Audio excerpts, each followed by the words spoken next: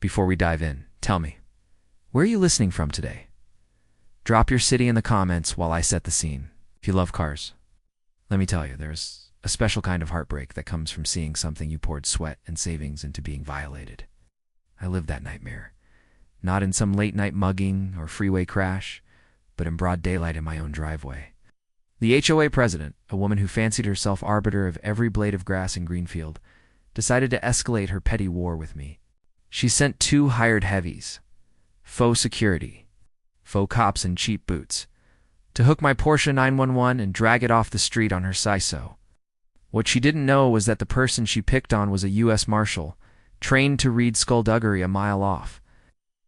And because I documented everything, she ended up the one who got hauled in. Let me take you from the top, because the setup matters. We moved to Greenfield for one reason: quiet.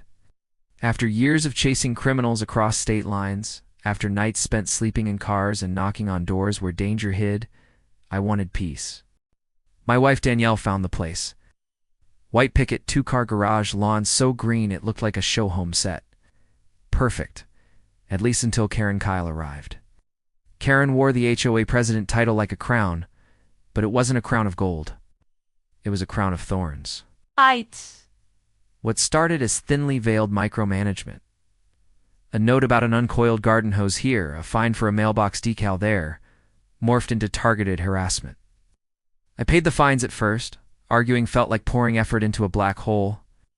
Every payment, every concession, only seemed to inflate her appetite.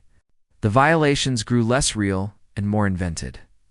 Lawn, aesthetic, imbalance. Excessive driveway presence, little bureaucratic knives aimed to annoy. Then one morning I walked out and saw my car. 4 flat tires, each one slick cleanly across the sidewall. No witnesses, no note, just a silver Porsche rendered useless on its own driveway. Ow. That was the first time I smelled malice instead of mere bureaucracy. I replaced the tires the same day because I was not going to be bullied into abandoning something I loved. The next day, taped to my front door like a ceremonial execution notice, was a final warning. My car, the very one somebody had just tried to sabotage, was now listed as in a state of disrepair and subject to towing at my expense. If it wasn't moved, move it where? My garage was packed with boxes from the move. Parking the car on the street overnight was forbidden by Karen's rules. It was the classic HOA catch-22, impossible compliance and punishment either way. I knew the pattern: create the problem, then wield the rules like a cudgel.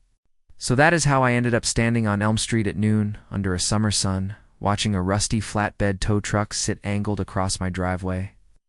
A magnetic sign on the door read, HOA Security. An obvious knockoff, the kind of half-hearted branding that screams improvised operation. 2 hulking men stood by my Porsche. One fussed with a hook and chain. The other watched, smirking like he owned the block. And there, on the sidewalk, arms crossed, tablet in hand, was Karen, pink visor, tennis skirt, the picture of suburban leisure. But her eyes, they were the opposite of soft. They were hard and precise, the eyes of someone who loves rules because they let her control people. I had prepared for the morning. I wasn't going to let her script this. I stepped out. Screen door slammed behind me. I wasn't in a weekend polo. I wore a simple black tee with bold white letters across the chest. U.S. Marshal. This wasn't for theatrics. It was the shirt we wear during training and heat-soaked days, comfortable and unmistakable. It was also a statement. I squared my shoulders and pointed the camera. For the record, I am U.S. Marshal George Matthews, and I am documenting a crime in progress, I said, my voice intentionally steady. Danielle hit the neighborhood page stream. The viewer count creeped up from neighbors to people 2 blocks away, and 2 strangers who love a good real-life thriller. Witnesses matter. In my world, what you can prove is everything. Karen chirped that this was official HOA business and that my shirt didn't change the rules. The big man in the cheap boots flashed a vinyl armband, a knockoff, wrong font, wrong seal, and brandished a flimsy dash placard like a badge. He sneered and said this was private property, and they had the right to tow. His partner began lowering the hook toward the car's axle. That's when I started feeding the neighbors details. Close up on the truck license plate. Get the magnetic sign. Get these guys' faces. Danielle zoomed and narrated everything. Got the armband. Bogus. Got the plaque. Fake. These details matter later. People forget that bureaucracy can be weaponized precisely because it creates plausible deniability. But a bad magnetic sign, a flimsy vinyl armband, and a 2-month-old shell company?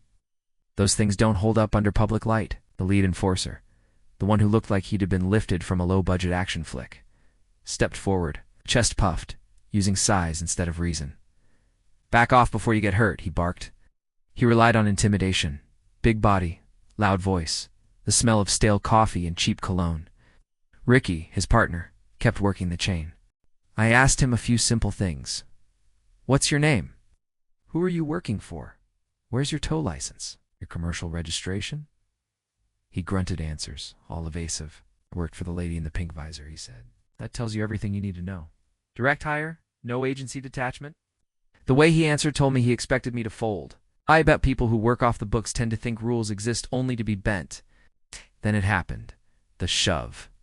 A two-handed push meant to rattle me, make me lose my balance, make me look like the aggressor. The crowd had grown. Neighbors peeking through windows, nearby porches filling with faces.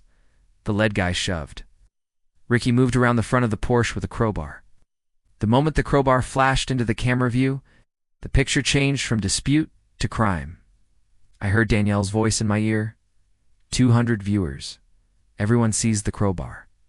Optics matter. If you've ever run field ops, you know there's a rhythm to de-escalation and evidence preservation. You don't get theatrical. You get precise. Ricky swung.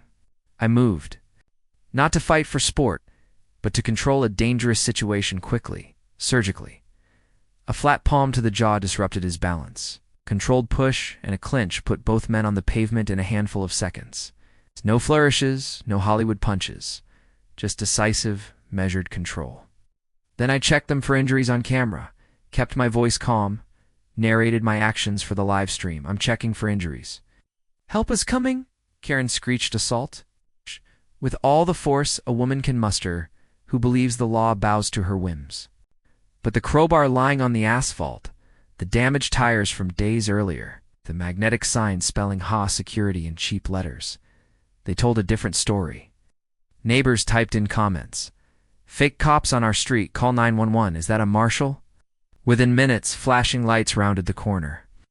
Deputies rolled up in 2 cruisers, and crucially, they didn't blare sirens.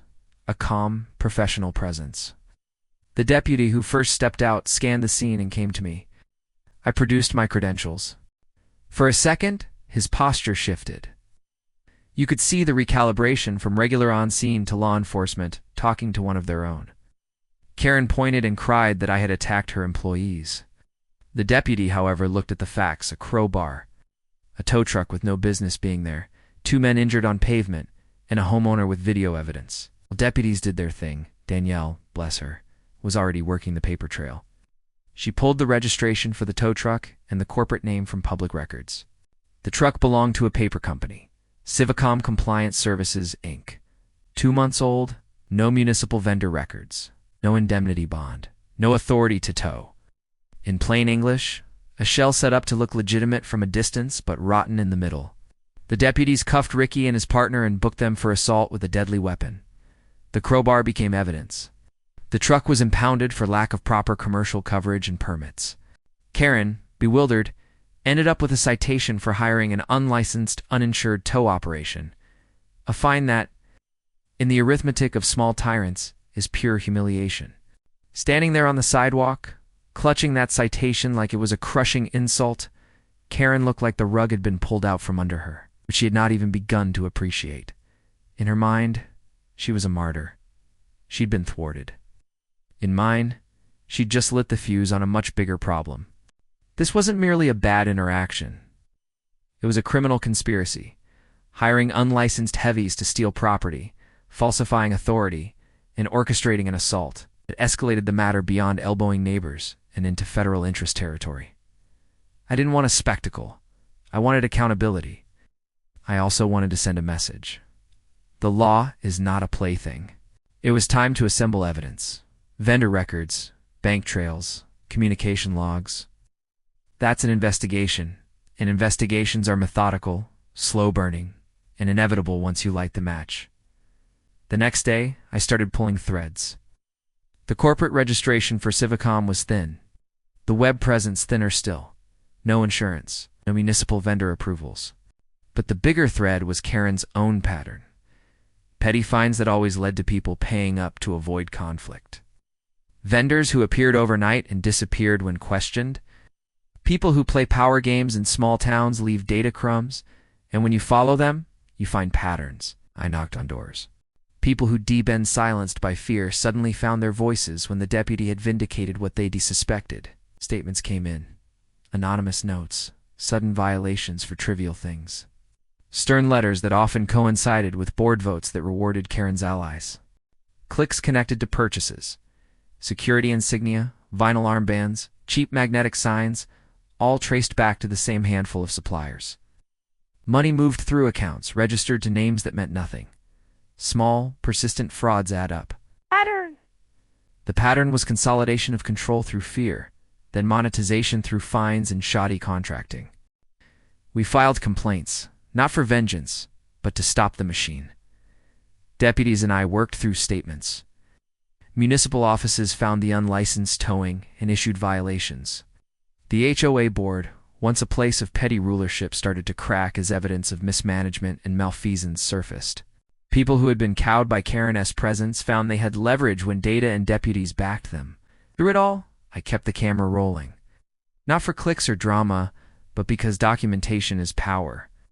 The live stream showed what happened in real time. The shove, the crowbar, the shoddy truck, the faces, and it offered one priceless thing.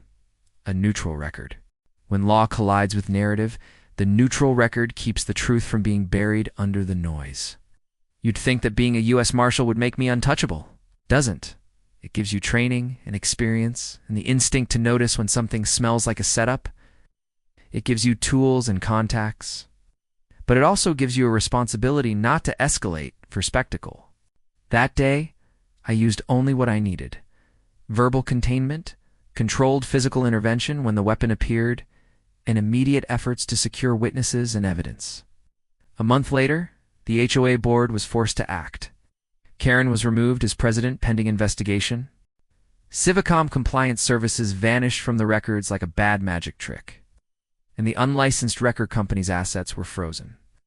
The deputies forwarded files to the county prosecutor for a potential conspiracy charge. The neighborhood felt different, lighter, as if fresh air had finally made it past the hedges of fear. People started inviting each other back into their yards instead of peeking through curtains. But this isn't the end of the story. Power likes to reconstitute itself. Small tyrants look for the next opening, so we didn't celebrate and move on. We stayed vigilant. We drafted new rules for the HOA that made vendor approvals transparent, municipal checks, bonds, and formal bidding. We installed a neighborhood watch system that was on T about tattling and was definitely not Karen's personal posse. It was a neutral, rotating group with accountability. We taught people how to document encounters and what to do if someone tried to assert fake authority. Knowledge is the antidote to fear.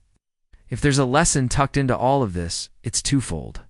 First, never underestimate the power of documentation. A bad magnetic sign and a vinyl armband can make a thug look official for about 3 seconds, unless someone is recording.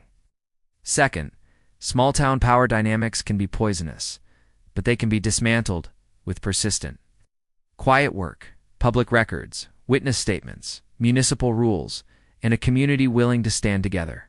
And for the gearheads who stuck around to the end, the Porsche is fine. I fixed the slashed tires, buffed out a few scuffs, and it looks better than ever. More importantly, it's back where it belongs. In my driveway, under a sky that for the first time in a long while felt like it belonged to everyone. If you enjoyed this, share it with someone who likes a good true story, adrenaline jolt. Comment where you're listening from. And if you've ever dealt with petty tyranny, HOA, or otherwise, tell the story. There's strength in the ledger of shared experience. I'll leave you with this. Petty tyrants love small, quiet corners where rules go unexamined. Shine a light on them. Document. Speak up. Because when you do, their veneer peels away fast. And sometimes justice shows up in plain clothes and a black t-shirt.